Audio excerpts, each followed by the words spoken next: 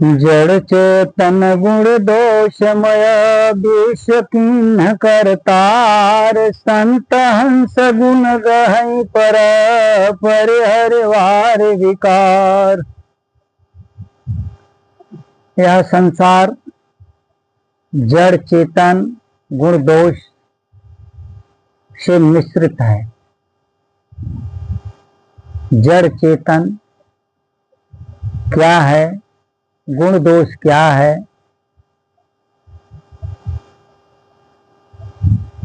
इस पर गोस्वामी जी ने विशेष जोर दिए, क्योंकि हम लोग के जीवन में हमारी भक्ति, उपासना, अर्चना, वंदना में इस बात को बढ़िया से समझना जरूरी है।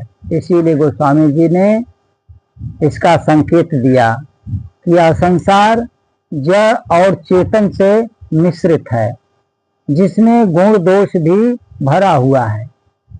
इसलिए जो संसार में आए कोई ऐसे नहीं है जिनके अंदर दोष और गुण न हो।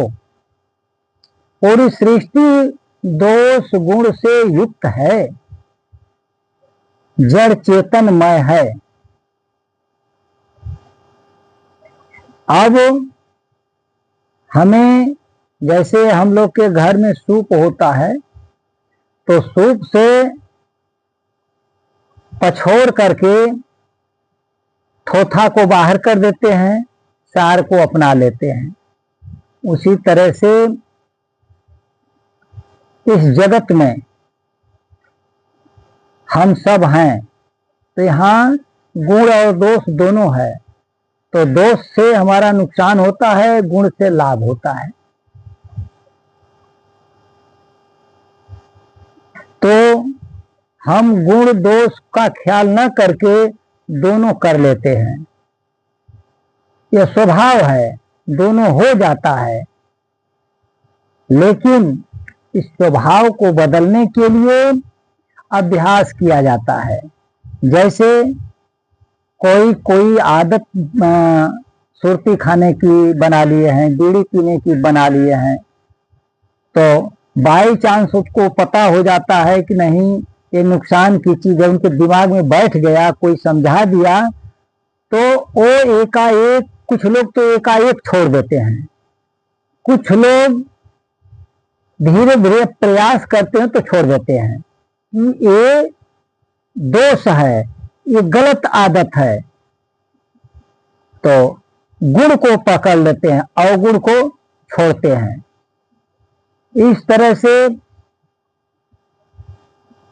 अब रही बात कि जो बेचारे गुण को ग्रहण कर लेते हैं, दोष को छोड़ लेते हैं, उनको हंस की पदवी दी गई। और जो गुण दोष से मिश्रित ही रह जाते हैं, उनको बगुला की, कौवे की पदवी दी गई। तो जो हंस की पदवी है वो संत से है, कौवा बगुला आदि की जो पदवी है वो मूर्ख से है, वो गंवार से है।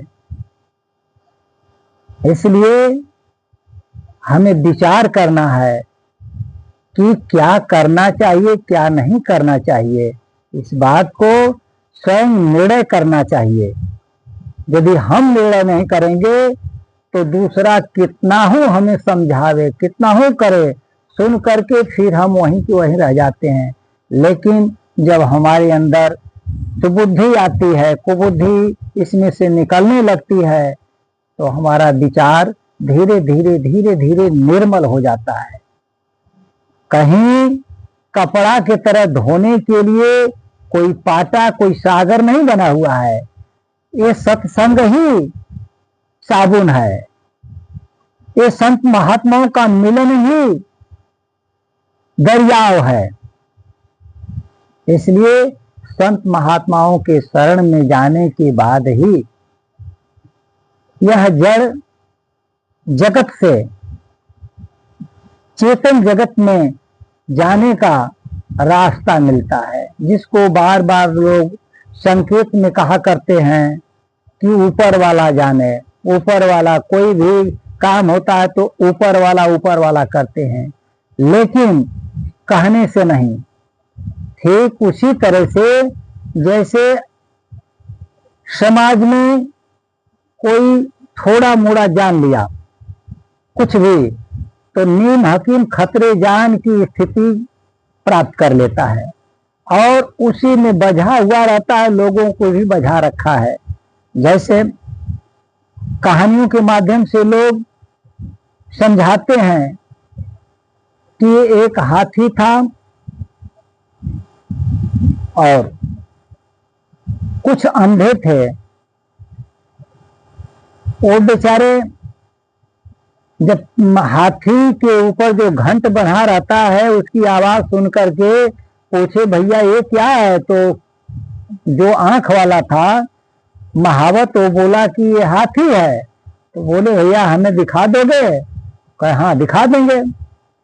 तो वो बेचारा वहां उन अंधों को हाथी दिखाने के लिए रुका, और भाई अंधे को तो दिखाई नहीं देगा। वो बेचारा स्पर्श से वो हाथी को उनको उसका अनुभव करवाया कि देखो इसका ये पैर है, इसका ये पूंछ है, इसका ये नाक है, इसका ये दांत है, ये पीठ है, ये पेट है। इस तरह से वो 6 अंधा बेचारे उसके अंग अंग को पकड़ करके हाथी समझ लिए। किसी ने पैर को पकड़ा तो अपने मन में विचार किया कि ये खंभा जैसा है। सूंड को पकड़ा तो वो सर्प जैसा जाना, कान को पकड़ा सूप जैसा जाना।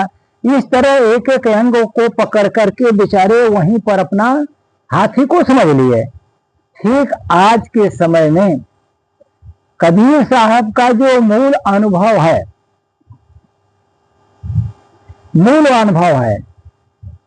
उन्होंने तो कहीं शब्द का बात बोला, कहीं अमृत का बात बोला, तो कहीं मकर डोरी की बात आती है, तो कहीं प्रकाश की बात आती है, कहीं गुरु दरियाव की बात आती है, कहीं अमृत पान की बात आती है, कहीं श्वेत ध्वजा की बात आती है, कहीं उल्टा कुआं में प्रकाश की आवाज की बात आती है।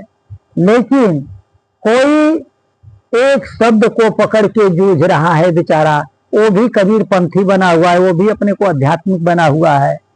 तो कोई जो है थोड़ा सा प्रकाश मिल गया तो उसको समझ लिया कि एकदम पूरा हो गया सब।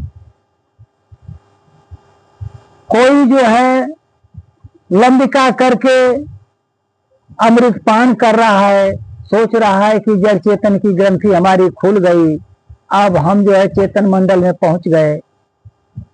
इस तरह से यहीं पर लोग रुके हुए हैं। कुछ ऐसे अनुभव हैं जिसका पता लोगों को नहीं है। आज भारत में बहुत सारे पंथ संप्रदाय चल रहे हैं, बस केवल शब्द आत्मा परमात्मा, शब्द आत्मा परमात्मा, इसी में उलझे हुए हैं। जहां देखो आत्मा परमात्मा, आत्मा परमात्मा, न उनको आत्मा का ही ज्ञान है न परमात्मा का ही ज्ञान है, और रात दिन रट रहे हैं और लोगों को भरमा के रखे हैं। कोई आंख दबा रहा है, कोई कान दबा रहा है, कोई नाक दबा रहा है, इस तरह से पड़े हुए हैं, कोई मुद्राओं में फंसे हुए हैं। अरे जी, कबीर साहब ने पूरे हाथी का वर्णन किया, एक अंग का वर्णन नहीं कि केवल पैर पकड़ लिया बस काम हो गया, केवल उसका सूंड पकड़ लिया, नाक पकड़ लिया काम हो गया, दांत पकड़ लिया पूरी हाथी हो गई, नहीं। ये सारे जहां पर शब्द का अनुभव है, जहां पर स्वरूप का वर्णन है, जहां स्वरूप का अनुभव है, जहां अमृत का अनुभव है, जहां मकर डोरी का अनुभव है, जहां श्वेत ध्वजा का अनुभव है, जहां सुषमन से पार होने की कला का वर्णन है, जहां चेतन मंडल का जो प्रकाश है वहां का वर्णन है, ये सारे को सारे हमें अनुभव करना है। न कि केवल कोई बता दिया नाक आंख मुनने पर कि यही हो जाएगा, नहीं। पूरा गुरु मिले तो पल में अलख लखावे। पाल की एक क्रिया होती है और जीवन बीत जाता है साधना अभ्यास करते करते, कुछ नहीं होता है। ऐसे ही अटकर सेती अंध भिठियारे की राह बतावे, जकरे पाजे तूरता है कर दंफ बजाओ, वह गति हो जाती है। केवल उन किताबों को पढ़ के, लोगों की बातों को सुन के, लोगों का भीड़ देख के ऐसे ही बेचारे आसरे पर लगे हुए हैं, कभी उनको अनुभव नहीं होता है। और सच्चे दिल से उनसे पूछ दिया जाए कि सही सही बोलना, क्या तुम्हें यह अनुभव है, तो बेचारे नकर जाते हैं कि नहीं है। और आस लगा करके उस तोता के तरह बैठे हुए हैं, जो कि शेमर के फूल पर तोता बैठा था। सोचा कि जब ऐसा हरा फल है तो पकेगा तो कैसा होगा, लेकिन जब वो पका, ढेरी फूटी, उसमें से रुई निकला, बेचारे के मुंह में फंसा, निराश होकर उड़ गया। वही गति है, ये मनुष्य का तन बड़े भाग से मिला, जिससे हमें अपना आवागमन का छुट्टी करना है, जड़ चेतन की ग्रंथि खोलना है, जो अमृत का पान अनुभव में अंतरंग में होता है उसको प्राप्त करना है। सारे अनुभव के तत्व का दर्शन करना है, तत्व को प्राप्त करना है। तो हम जड़ कर्णों के क्रियाओं से, मन से, प्राण से, कोई प्राणों में फंसा हुआ है, सांसों में, कोई सांसों की साधना करने में फंसा हुआ है, उसी में ओहम सोहम मोहन कर रहा है। भाई कैसा तुम लोग हो, अपने तो अपने ऐसे बेचारे जो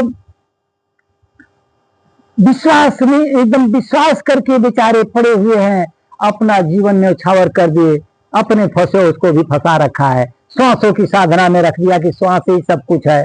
तो किसी को मन में रख दिया, किसी को चित्त में फंसा दिया, किसी को अहंकार में, वाद विवाद में फंसा दिया। इस तरह से आप अपना जीवन चौपट कर रहे हो। क्या मतलब हुआ? ये कबीर साहब के जो दर्शन है, इस पर विचार करो। आप कम से कम नहीं समझ पाते हो तो संतों के बात पर विश्वास करो, विचार करो और उनकी अवहेलना न करो।